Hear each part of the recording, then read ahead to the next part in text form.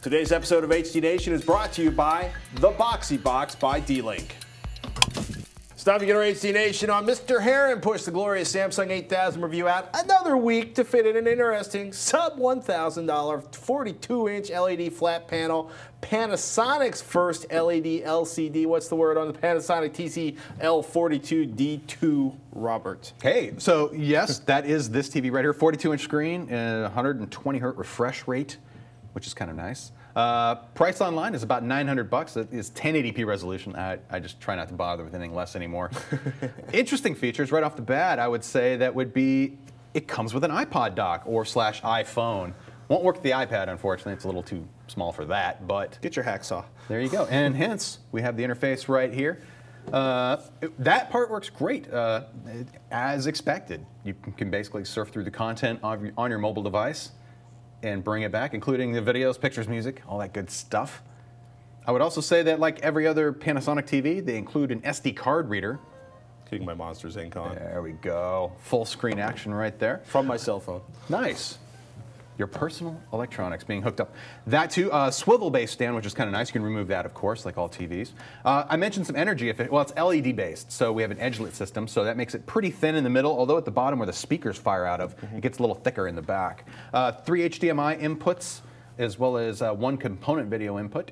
And the edge-lit LED design is incredibly energy efficient, actually. It never went above 120 watts, and that's when I forced it into its vivid mode to make it as bright as possible.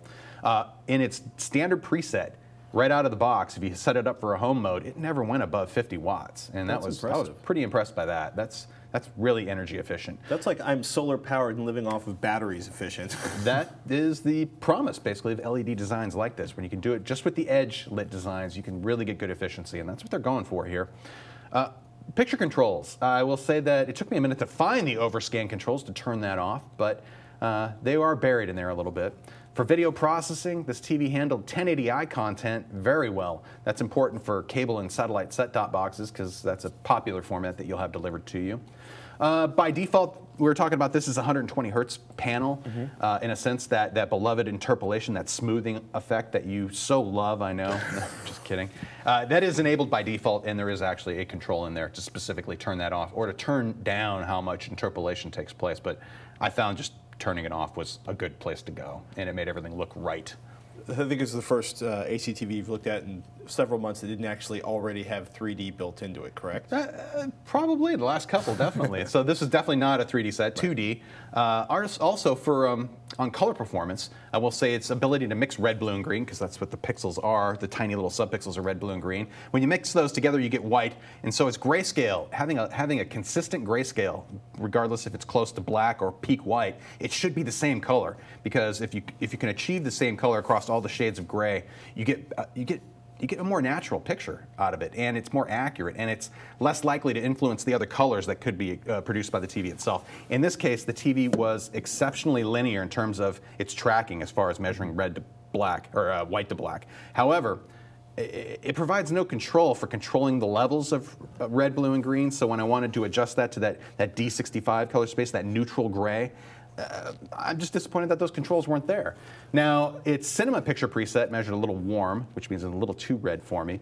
The color gamut measurements, you know, basically the coverage of HD color space, how well can it represent the colors within there? Excellent, actually. It was pretty good. Although some of the secondary colors, like cyan, magenta, and yellow, they were slightly off, something that a color management system would correct if the TV actually provided one. I have to say, though, the bottom line, it's efficient, it's inexpensive for a 42-inch 1080p TV. However, for the same online price, I found a 47-inch LG, their LD520 model. It's a larger screen, 1080p, 120 hertz, although it's not LED lit. And it includes superior picture controls, like I said, for about the same amount of money. Or if you just have to have that LED edge lit system, LG has a LE5400 series, it's 42-inch, 120 hertz, and it features streaming internet multimedia apps built into the TV, for essentially the same online price, and you still get better picture controls. This is not basically no Netflix, no Amazon Video on Demand, no Vudu. No, your pod device that connects to it. You have the pod device. Or an SD card slot for pictures.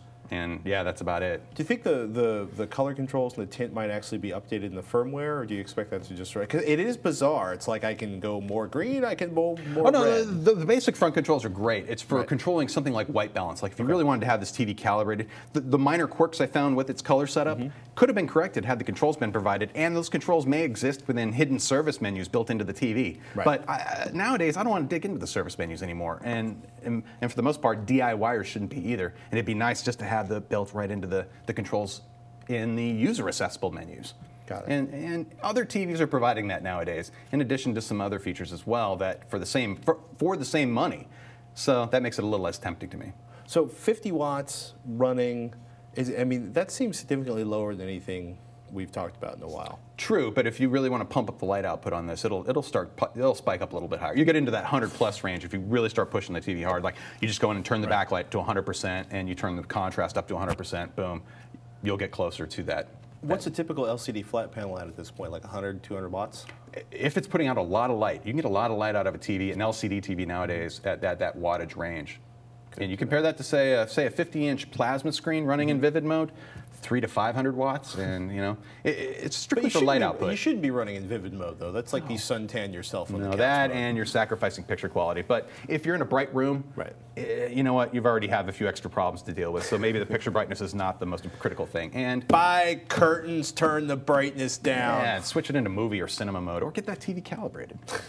But I like this, and I can't wait to see at CES what their next level of LCD technology will be, because this is still kind of new in my mind, at least as far as Panasonic goes. They're known for plasma displays, world-class plasma displays. And VT25. Yeah, and now we're seeing some of their flat panel designs in something else besides plasma, namely LCD. It's going to be fun to watch. We've got a quick viewer question for you. Bill says, hey, Techzilla, I do not have cable TV, nor do I want cable TV, but I really want to see HBO's The Game of Thrones when it airs. Do you think of any legitimate way to make this happen? HBO has a new online HBO Go service, but that only works if you subscribe to HBO through a cable or satellite provider. I would gladly pay $10 or more a month to get just HBO, but that is obviously not an option through cable providers. Any idea? So far, my best plan is to get the $15 a month basic cable through Comcast with an additional $10 a month for HBO. A decent deal, yes, but I won't be watching any of that basic cable, writes Bill. I'm actually shocked you can get HBO with a $25 a month package. First of all, I mean, cable in San Francisco is stupid expensive. Like practically a car payment. It just feels that way. Maybe I'm overreacting, but I remember... Especially if you sign up for the premium channel packages, too. It starts to add up. Or, thank goodness you don't have an NFL addiction and you have to have every game in the country in HD.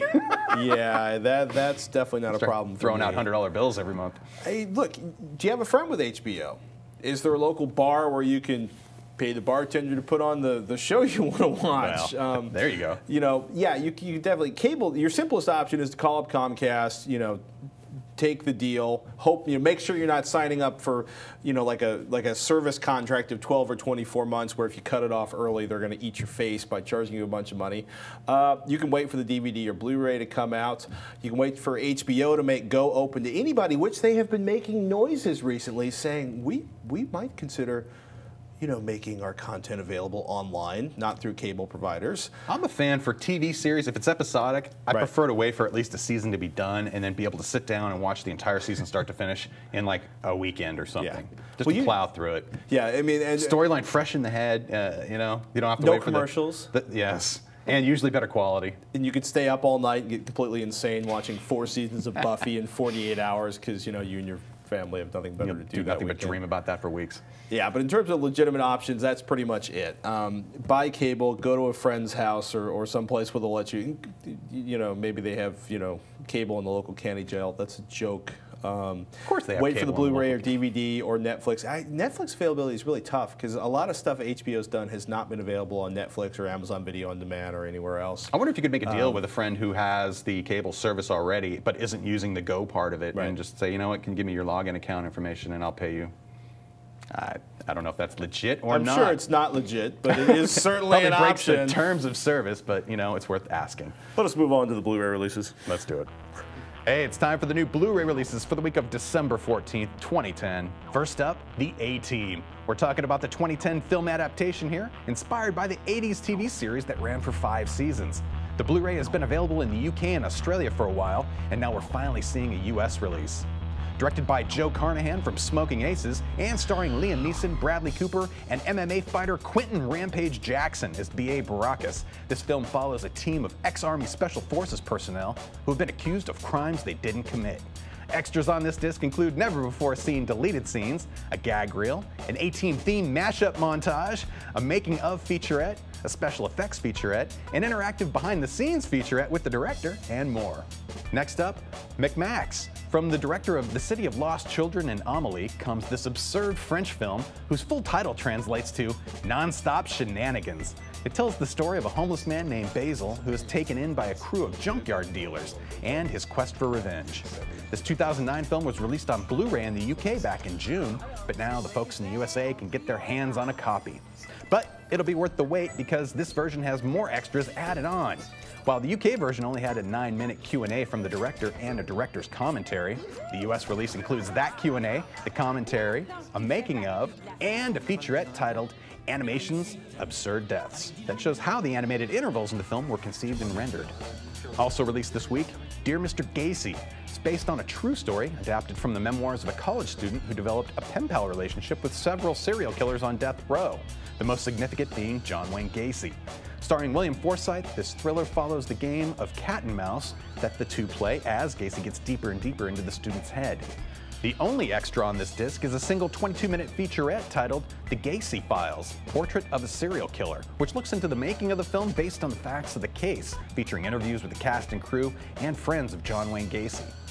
Other releases include 24, Season 8, 1926's The Black Pirate, Cyrus, Despicable Me in 3D, Dragon Ball Z, Kai Part 3, Hard Boiled, Harsh Times, Joan Rivers, A Piece of Work, Mother and Child, Nanny McPhee Returns, The Other Guys 3-disc combo, The Other Guys single disc edition, 1969's True Grit, Vampire Circus, WWE SummerSlam 2010, and released on Friday, December 17th, 2010, Legends of the Guardians, The Owls of Ga'Hoole, Legends of the Guardians, The Owls of Ga'Hoole 3D, and The Town.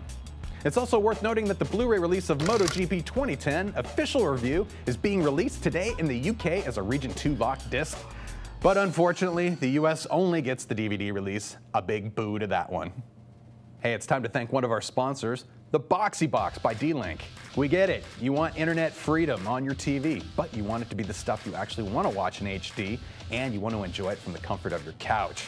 We're all over it. Introducing the Boxy Box by D-Link. Click, follow, watch. You are now in full command of your TV for the first time. No rules, no contracts. Thousands of shows are available for free, on demand, from your favorite networks, ready to watch anytime. They've got movies too. Enjoy free movies from the web and watch new releases in stunning HD from premium movie services. Got your own stuff on your PC? With the Boxy Box, you can access videos, songs, or pictures from your computer or home network. And it's all in the best resolution available. Experience the thrill of 1080p. That's more than twice the resolution of 720p. So take command of your TV with the Boxy Box from D-Link.